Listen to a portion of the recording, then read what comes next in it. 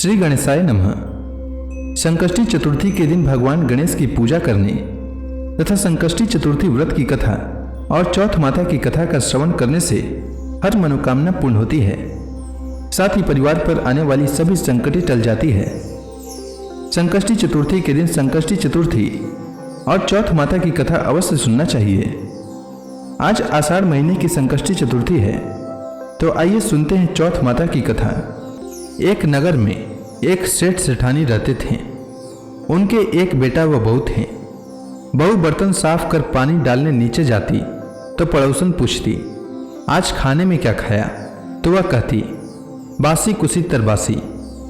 एक दिन जब वह बर्तन साफ कर पानी फेंकने गई तो प्रतिदिन की तरह पड़ोसन ने पूछा, आज खाने में क्या खाया?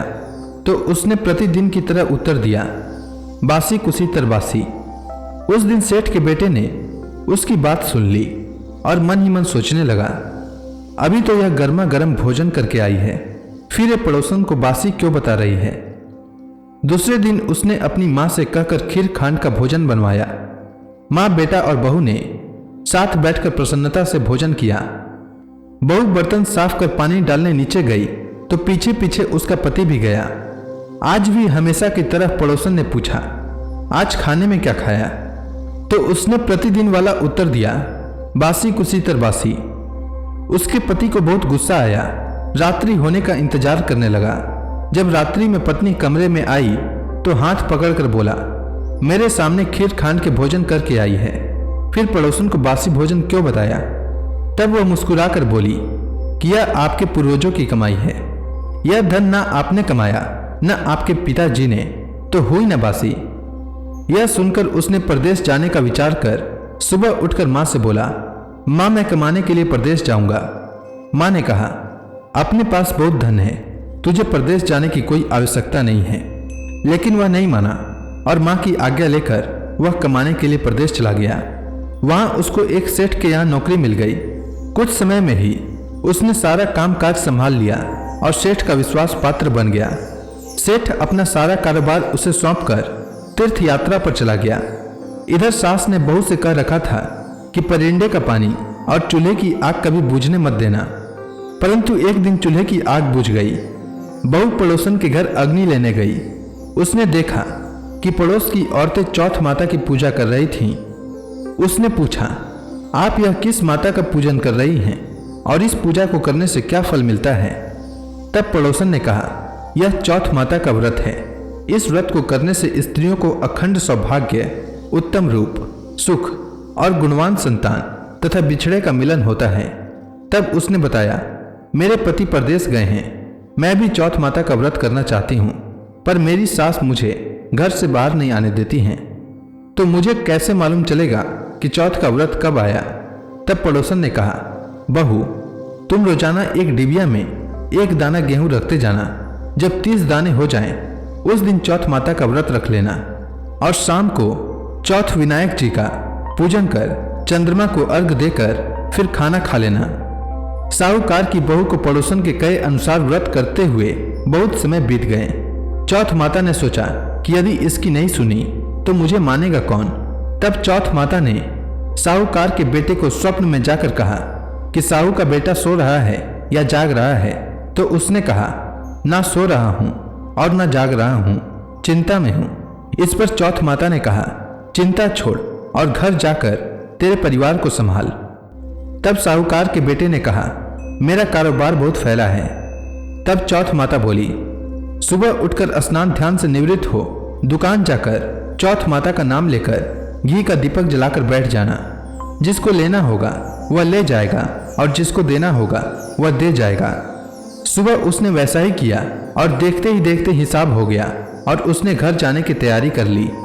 घर रवाना हुआ तो रास्ते में एक सांप अपनी 100 वर्ष की आयु पूर्ण करके दाह समाधि लेने जा रहा था। उसने उसको सिसकार दिया। सांप ने गुस्से में कहा, मैं अपनी आयु पूर्ण करके मुक्ति पाने जा रहा था, तूने मुझे टोक दिया, इसलिए अब मैं तुझे डसूंगा। इस पर साहूकार के बेटे ने कहा, मैं 12 वर्ष के बाद अपने घर जा रहा हूँ, मैं अपनी माँ व पत्नी से मिल लूँ, तब डस लेना। तब सांप बोला, तू घर जाकर पलंग पर सो जाएगा।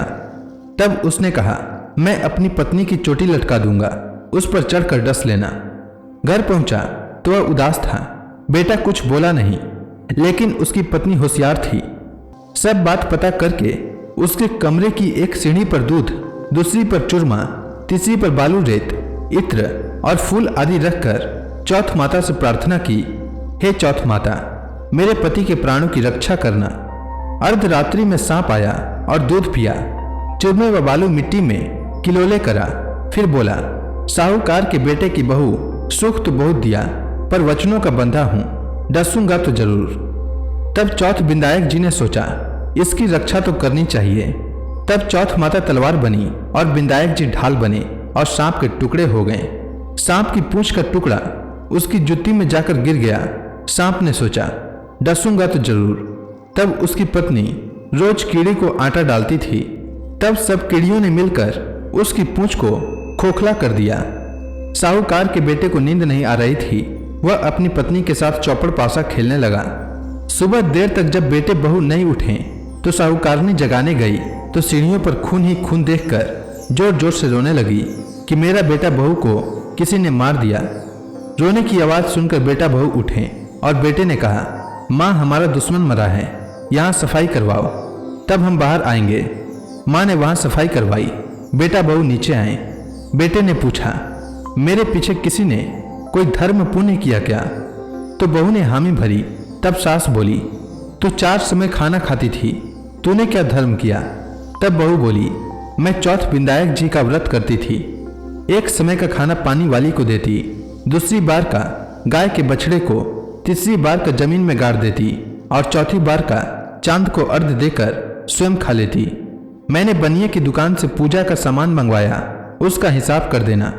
सास ने पानी वाली से पूछा तो उसने कहा, महीने की हर चौथ को मुझे खाना देती थी।